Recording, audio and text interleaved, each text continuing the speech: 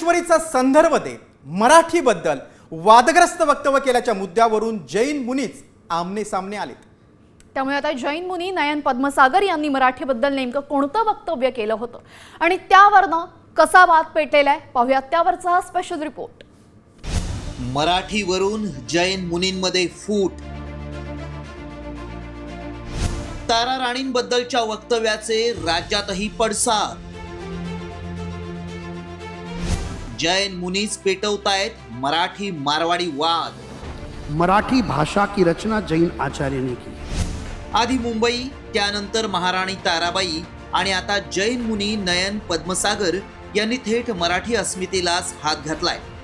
संत ज्ञानेश्वरांचं नाव घेत मराठीची रचना ही जैन आचार्यांनी केल्याचं वादग्रस्त वक्तव्य करत जैन मुनी नयन पद्मसागर यांनी मराठीवरच दावा सांगितलाय। मात्र आता याच वक्तव्यावरून जैन मुनींमध्ये फूट पडली आहे। नयन पद्मसागर मराठी आणि मारवाडी वाद निर्माण करत असल्याचा आरोपच जैन मुनी निलेश चंद्र यांनी केलाय। मराठी भाषा की रचना जैन आचार्य ने की है। कोई मराठी की दुआई हमको देने नहीं आवे। हमारे दिल में जितना मराठी का लहू बहता है, मैं आज सच कहूं, आज पूरे भारत में सच्चे मराठी यदि कोई है तो सारे के सारे जैन हैं। संत ज्ञानेश्वर जी ने ज्ञानेश्वरी में लिखा है मराठी भाषा की रचना एक जैन आचार्य ने की है।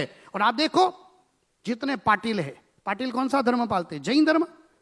बघा, हा नय पद्मसागरनी यांनीच वाद काढलेला आहे। हा मुर्गीच्या चक्करमध्ये पुरा जैन समाजाला भ्रमित केलेला आहे। मराठी आणि मराठीचा वाद ह्याच मुनीने काढलेला आहे। त्यांचा पुरा सपोर्ट त्यांना मंगल प्रभात लोढा करत आहेत आणि अशी विधान जे करत असेल हे चुकीचं विधान आहे। म्हणजे पुन्हा तुम्ही मराठी आणि मारवाडीचा वाद करताय। मी सर्व लोकांना, महाराष्ट्राच्या जनताला सांगतो की नय पद्मसागरांनी छत्रपती शिवाजी महाराजांचा इतिहास वाचायला आहोत। दुसरीकडे अभ्यासकांनी जैन मुनी नयन पद्मसागर यांचा दावा फेटाळून लावलाय। महान ग्रंथ जैन आचार्यांनी लिहिले आणि मराठी भाषेत समृद्ध करण्यासाठी योगदान दिलेलं आहे। परंतु ती भाषा निर्माण मात्र कोणी एकाने केली आणि त्यानंतर ती समाजात पसरली झाली असं म्हणणं काही इतिहासाला धरून होणार नाही, भाषाशास्त्रालाही धरून होणार नाही आणि ते योग्य होणार नाही। या जैन मुनीनं फक्त मराठीवरच दावा सांगितलेला नाही, तर स्वराज्य रक्षिका महाराणी ताराबाई या जैन असल्याचं सांगत जैन मुनी नयन पद्मसागर यांनी थेट इतिहासाची मोडतोड करण्याचा प्रयत्न केलाय। त्याचा संजय राऊतांनी चांगला समाचार घेतलाय।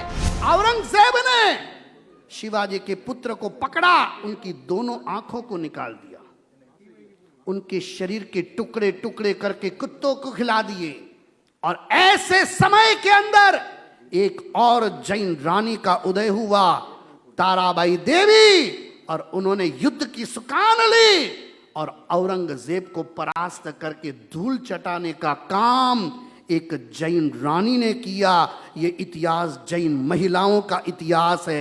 ये कायरो का इतिहास भारत का कभी नहीं होता।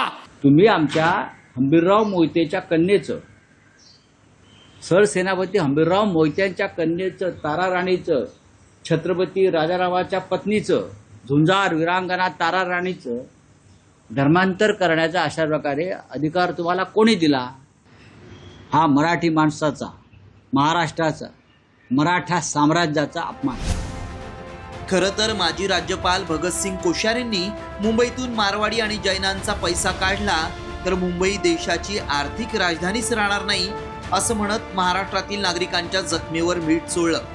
एवढंच नाही तर अनेकदा मांसाहाराचं कारण देत जैन समाजाकडून मराठी भूमिपुत्रांनाच घरं नाकारल्याचं दिसून आलंय। त्यामुळे आधी मुंबईवर दावा, त्यानंतर खाण्यापिण्यावरून भेदभाव आणि आता चक्क मराठी इतिहासाची मोडतोड करत सातत्यानं मराठी माणसाला डिवचण्याचा डाव या मुनींनी आखलाय का, असा सवाल निर्माण झालाय। रिपोर्ट साम टीव्ही न्यूज।